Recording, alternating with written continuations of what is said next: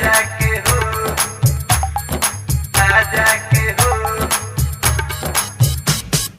DJ Amit Tiwari, DJ Amit Tiwari, DJ Amit Tiwari अपहर। आप सुन रहे हैं राहुल सिंह की मधुर आवाज में। Music by Subhash Singh. यारा बाकी हमारा बाहर रहुए, ससुरा में पिया वह बेकार बरुए।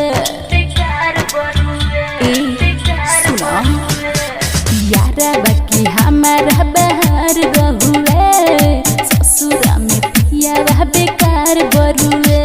कवन खोजेलू गोरी तू माजा के हो, कवन खोजेलू गोरी तू माजा के हो। काहे गलत कहेलू अपना राजा के हो, काहे गलत कहेलू अपना राजा के हो। DJ Amit Tiwari, DJ Amit Tiwari, DJ Amit Tiwari अपहर।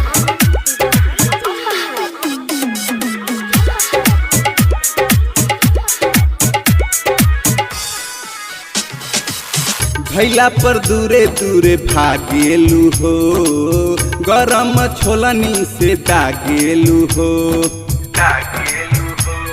तो और का करी बोला, शादी कैला से परेशानी रहे, लभर के पेट में निशानी रहे। तोहरा चलते मिलल हमरा साजानू हो, तोहरा चलते मिलल हमरा साजानू हो। काहे गलत कहेलू अपना राजा के हो, काहे गलत कहेलू अपना राजा के हो।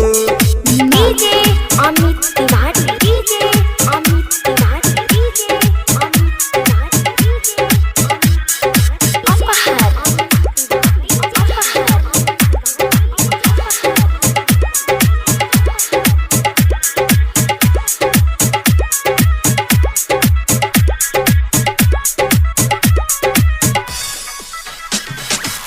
रहने राहुल सुधार के रही, प्रिय सुभाष बाते रौरा से कहीं बुझले। रहने राहुल सुधार के रही, प्रिय सुभाष बाते रौरा से कहीं। इहे देखी दया दिल तमाजानू हो, इहे देखी दया दिल तमाजानू हो। काहे गलत कहेलू अपना राजा के हो, काहे गलत कहेलू अपना राजा के हो। हमार तो एकदम कड़ में फूट गए।